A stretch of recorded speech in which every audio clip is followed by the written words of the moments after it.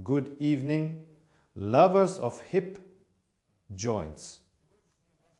Today's video is dedicated to your hip joints. If you have any problems with them, such as pain or osteoarthritis, today you will learn how you can improve this condition. And if you can't completely get rid of the pain, at least you can reduce it. So friends, as is known in modern science, the hip joint is formed by the femur, the head of the femur, and the acetabulum, which is located on the ilium, on the pelvis. Yes, here is the ilium and here is the sacrum. Hi guys. The doctor recommended me a great blood pressure monitor. Easy to use at home, accurate, and reliable. The spherical surface of the femoral head allows our hip joints to perform various movements. Whether it's mawashi jerry, high kicks, or various pirouettes, ballet moves, or highly technical movements in artistic and rhythmic gymnastics, all of this is made possible by our hip joint. The range of motion is quite diverse. The greatest range of movement our joint makes is forward. This movement has the largest amplitude. If we analyze how it can move, it's like this, meaning in this direction, at this angle. This is called flexion of our hip joint. This movement has the greatest range. Which muscles are responsible for it? The first main muscle is the iliopsoas muscle, which consists of two parts, dorsnech, the psoas part, and the iliac part. It originates from the vertebrae in the lumbar region of the spine and sometimes even from the 12th thoracic vertebra.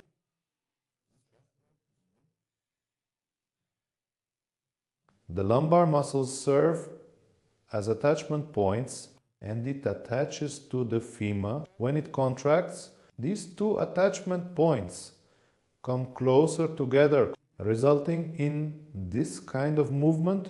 Also, if our thigh is fixed, we will be able to bend forward. And in this way, we understand that the hip joint is also involved in bending movements.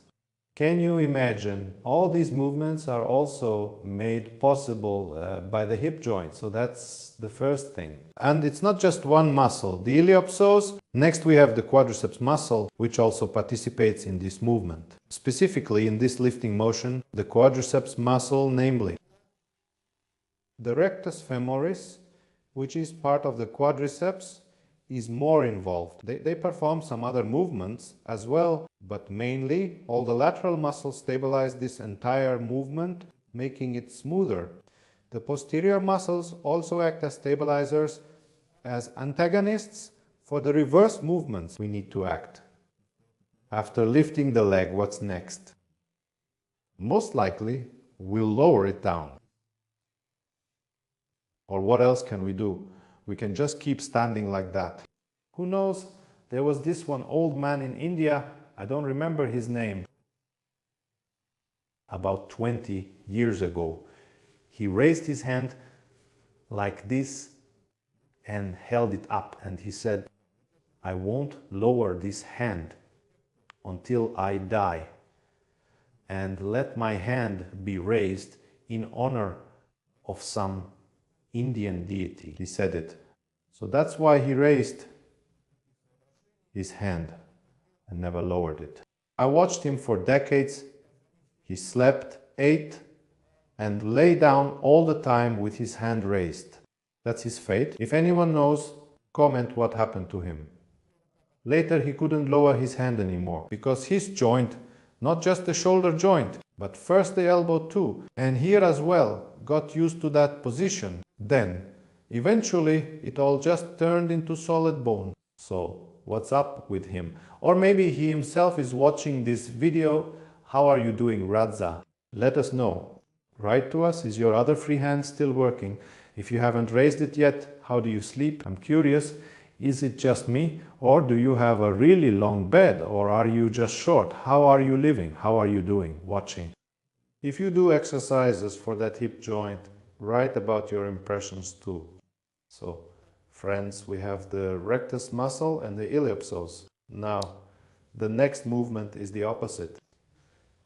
If this was flexion, then what's the opposite movement? What is the extension of the joint? It's not as wide in range, meaning the amplitude of the leg moving backward isn't as big here. The ability to stretch, in particular, depends on the iliopsoas muscles and the front surface of the thigh.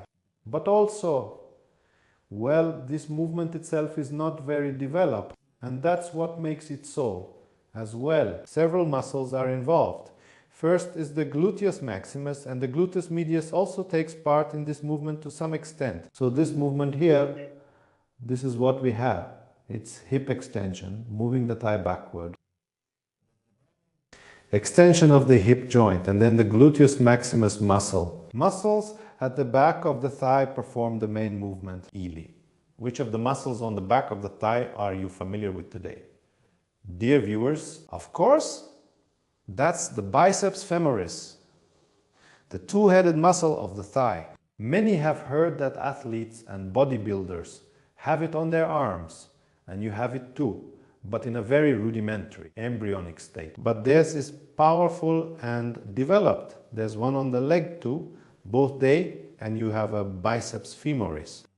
Why is there such a muscle? Why is it called biceps? What does it mean? You know, like on coins, there's a double-headed eagle, for example. Or what else is double-headed? I don't know what else is double-headed. Double-headed means two-headed, right? But Siamese twins are also born double-headed.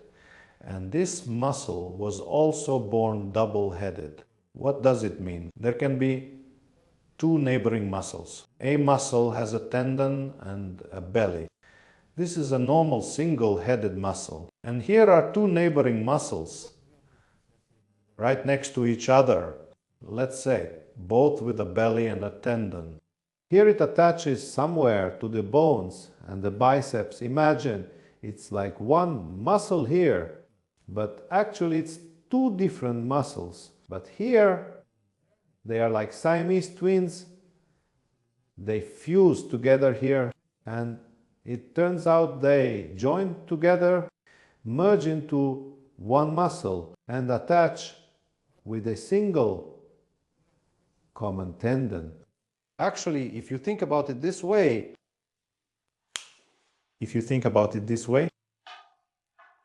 we have the psoas muscle and the iliacus muscle. They also start as different muscles, just like the biceps. The thigh and the arm also have two heads, and there are also muscles with three heads, like the triceps, for example.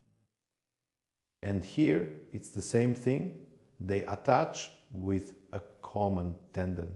So, what I'm suggesting from today is to treat this muscle as a new discovery, like that. Because, as many atlases as I've seen, I've never seen this muscle called Alekseev's muscle, Dr. Alekseev's muscle. Not in a single atlas have I seen that. That's an oversight. So it turns out the correct name for it is Alekseev's muscle, or Dr. Alekseev's muscle, because it was him in the year 2025. In December, he noticed for the first time that this muscle is actually bicephalic, with the same structure as, for example, the biceps femoris or the biceps of this arm muscle. And since then, this muscle has been called the Alekseev muscle, the iliopsoas muscle. So that's how we'll mark it, meaning it turns out I made a certain contribution.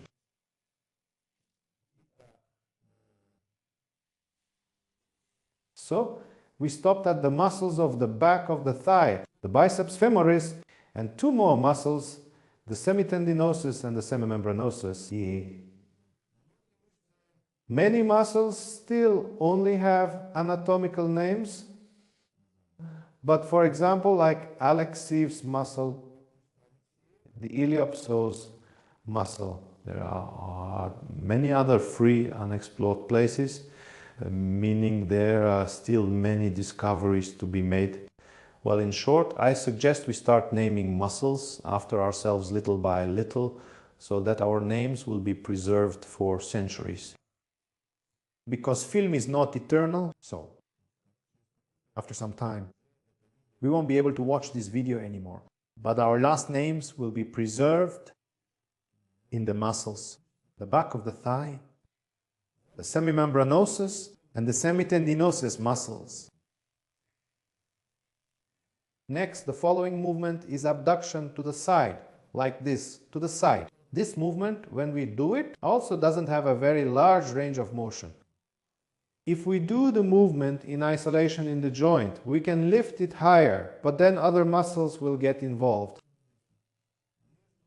Right here, between the pelvis and the ribs, it's the same. We can lift it even higher here. That is, if it's not an isolated movement. And maybe someone can even lift it much higher. There's a strike like that, you know, the scorpion. So you get this kind of move with the heel. I'm standing like this, and with my heel, I go hop and strike from above. I'm not warmed up, so I won't demonstrate. A. This doesn't happen because of the mobility of the hip joint, but because of movement in the spine, the flexibility of the spine. That is, the joint itself makes the same range of motion, but the spine. In this strike, it basically moves like this for you. It makes this kind of movement. Okay, I'll show it in the next video. Right now my pants are just uncomfortable. They might tear, so the abduction to the side, what makes it happen? The main muscle is the gluteus medius muscle. There are three gluteal muscles, the gluteus maximus, the gluteus medius and the gluteus minimus, like three fairy tale brothers. The middle, the big, and the small. The gluteus maximus moves the leg backward. The youngest one is a fool. Usually the gluteus maximus moves the leg backward, the gluteus medius moves it to the side, and the gluteus minimus. It doesn't really know what it's doing. It can do both. But mostly it just spasms and hurts when it doesn't work properly. The gluteus maximus and medius try to compensate for them, but it doesn't work out. They try to take on their function, but fail, get injured and hurt. Take on only as much as you can handle, so it doesn't hurt when you walk, as the saying goes. So, the gluteus medius muscle is mainly responsible for the movement. By the way, unlike others where the functions overlap, here several large muscles are present, including on the back of the thigh and gluteal area, but the main movement is performed only by the gluteus medius.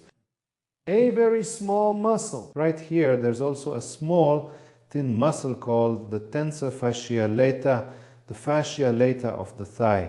What is this structure? What kind of structure is it? Well, there's a tendon. This is something like a flat tendon. A tendon is what attaches a muscle to a bone. And this, as it were, is here in front, and this flat tendon covers the thigh, right here on the side. And when the muscle contracts, this fascia tightens, meaning the main function of this muscle is just to tighten this fascia. That's all. It doesn't have any other job, much. But if our gluteus medius muscle has become so weak, so atrophied, much, then this muscle, the tensor fascia lata, tries to help it. And it also sometimes starts to grow, even increases in size when the gluteus medius isn't strong enough. And what movement do we have left? So we've moved the leg to the side. What do we have left to bring it back? And what happens then? The adductor muscles. The adductor muscles are located on the inner surface of the thigh. There are quite a few of them here. It's a large muscle group right here. That's where they are. What often happens to them? They start to shorten, restrict movement, limit abduction like this, moving our thighs to the side, or they often compensate as well. Sometimes when there's weakness in the front of the thigh, they start to get involved a bit, helping to bring the legs forward. So, if we look at someone walking who has weakness in the muscles at the front of the thigh, their leg might swing forward at a bit of an angle, like this, because the adductor muscles, which are supposed to just stabilize us during a step and keep us from falling, start to help bring the leg forward, like this. This can often cause pain right here on the inner side of the knee. It might seem like the knee joint hurts, but actually it's the tendons of the adductor muscles and the gluteus medius muscle. What does it do in our lives? After all, we don't lift our leg out to the side like this very often, do we? How often do we make these movements? We don't walk sideways, for example, and we don't just lift our leg like that. But this muscle is actually quite important and well developed. The thing is, every time we find ourselves standing on one leg, in order not to lose our balance, we stand on one leg every time we walk. So, notice that when we walk, we end up on one leg and then on the other leg. And it's the gluteus medius muscle that keeps us from falling. A certain type of walk is even called the Trendelenburg gait. Whether it's a city or a last name, maybe it's a little town where people walk like that, or maybe it's a doctor who first noticed it. No one is confused, right? It can be named after someone like Trendelenburg, but the muscle discovered by Dr. Alekseev still remains unnamed. We still don't see the name Trendelenburg in textbooks for that muscle. What is the gait characterized by? At the moment when a person is standing on one leg, the gluteus medius muscle can't support their weight and gives way. Like this, the pelvis doesn't stay in place. It gives way, balance is lost. Maybe on one side it pops up like this, or maybe on both sides, meaning the person can't keep their balance either way. Like this hop hop. The more pronounced the weakness is, the harder it is to walk. You might even need a cane. Sometimes there can be isolated weakness of the gluteus medius muscle, either due to some injury, an injury to the muscle itself or its tendon, or if the nerve that goes to it gets pinched, it can also stop working. And the most common cause is the development of hip joint osteoarthritis.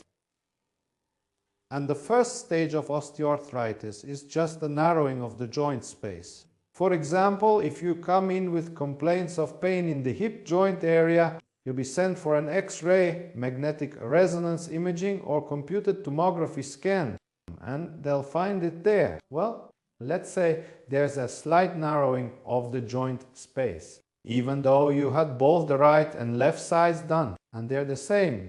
Let's say, compared to the ideal state, a slight narrowing is already enough to diagnose you with stage 1 arthrosis, because they need a diagnosis to treat you somehow. Stage 1 arthrosis is just a slight narrowing of the joint space. There might be a slight thinning of the cartilage. Most importantly, if you complain about everything, you first get stage 1, then stage 2. Certain bone deformities are already starting. There might be some growth, sharp edges, protrusions here, and the cartilage is still becoming thinner, and some irregularities start to appear here on it. It's no longer nice, it's not as smooth and even as before. the joint pain can be more pronounced, or it might not be there at all.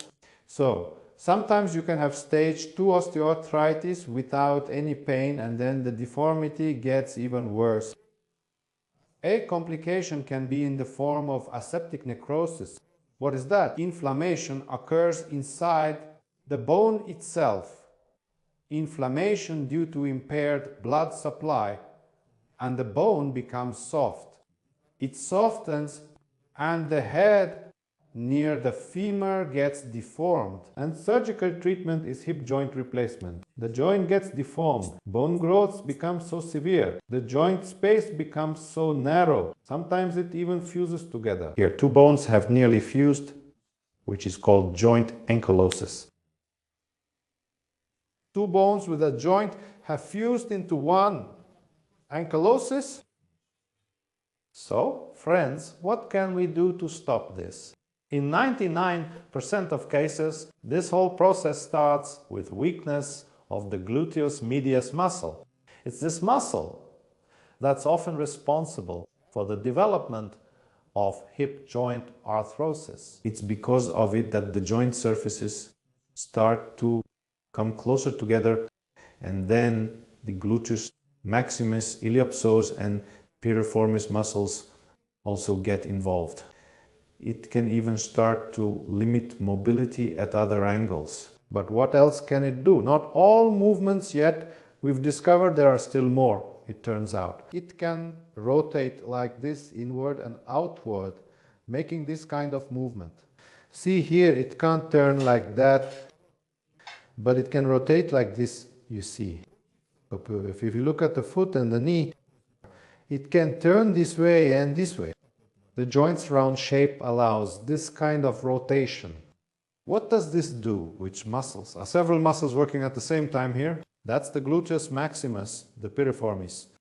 This is the movement when the foot turns outward, and then the reverse movement involves the adductors and the iliopsoas. But it's just a complex, coordinated work of these muscles.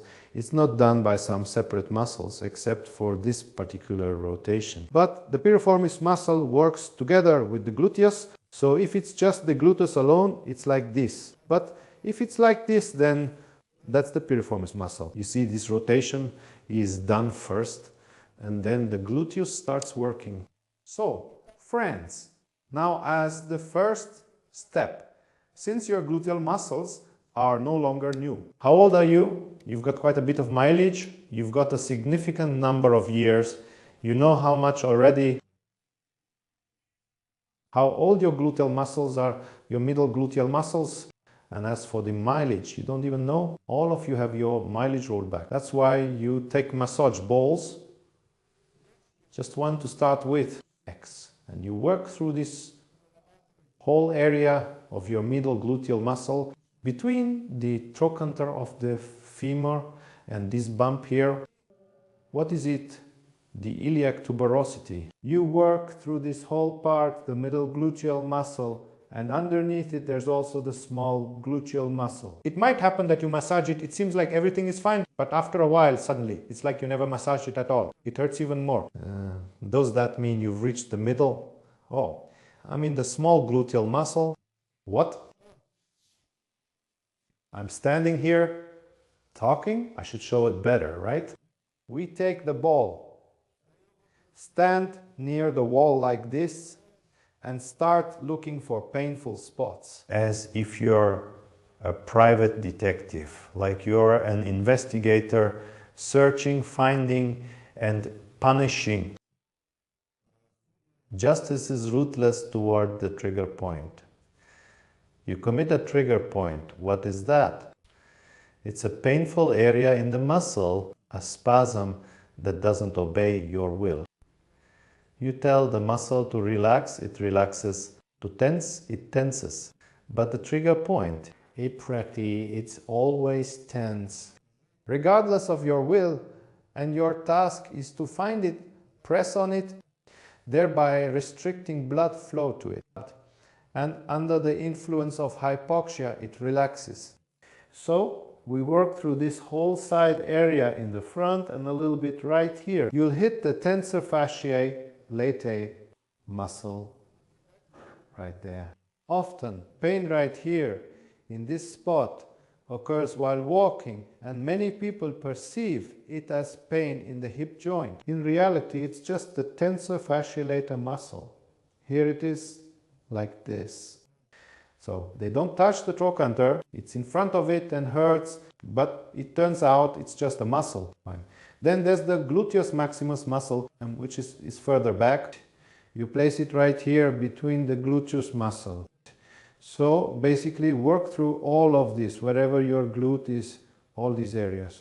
Here you'll hit the piriformis muscle. Also, if you no longer feel pain while standing, if you've massaged everything there, then you can go ahead and lie down and do the same thing while lying down. So you place the ball, find the painful spot, lie here, and you can change the position of your leg. Put it like this, so you'll feel a slight stretch in your piriformis muscle. So you can move the joint a little outward, a little inward, use different angles, bend your leg or straighten it. And your task is to find all these painful areas. And if you do this while lying down, you can just lie on the painful spot for a minute or two and it will relax. And if you do this while sitting, you can also do it while moving. That is the gluteus maximus and medius muscles. Massage them, thereby improving blood flow, not only to the muscles themselves, but also to the joint, improving the blood supply to the joint itself. And accordingly, you toned up what remains of your gluteus medius and maximus muscles, and now try to load them. For this, you lie on your side, bend your lower leg, straighten your upper leg, and start lifting it up while your leg stays in line with your torso, in line with your spine. The lift can be small. You should do it while lifting. If your muscle is weak, you will feel tension and fatigue right in that area. And when the muscle is weak, you'll want to turn your foot out like this, so control its position. Keep your foot parallel to the floor. You can even lift your heel up a little. That way, the entire muscle will be loaded more evenly, not just the front part. Because if we turn it out like this, the front part will be working more, and you'll be helping yourself with your thigh, with the quadriceps, but if you turn it like this, your thigh will help you lift your leg. This is the first position. Second, the leg is slightly forward and you lift it like this. Here, the gluteus medius is also working, but part of the gluteus maximus is involved as well. This is the second movement. Third, bend your legs, and in this position, start lifting your knee up, trying not to help yourself. As you move your pelvis, ensure it doesn't shift with your shoulder. Lift it up, keep your feet together. Let the range of motion be small, but the right muscle will be engaged in the movement, so the amplitude can be quite small. But if you put your hand on the gluteal muscle area, you'll feel it tense up at this moment. So, friends, these three movements allow you to not only restore the stabilization of the hip joint, but also increase the distance here between the joint surfaces. Because by engaging the gluteus medius muscle, it starts to stabilize the joint better. And at the moment when we are standing on one leg, this pelvic bone maintains its position and does not move closer to the femur. So, friends, your task is to try all 3 of these exercises. Also massage your muscles with a ball and report your progress in the comments under this video. My task is to wish you success and determination.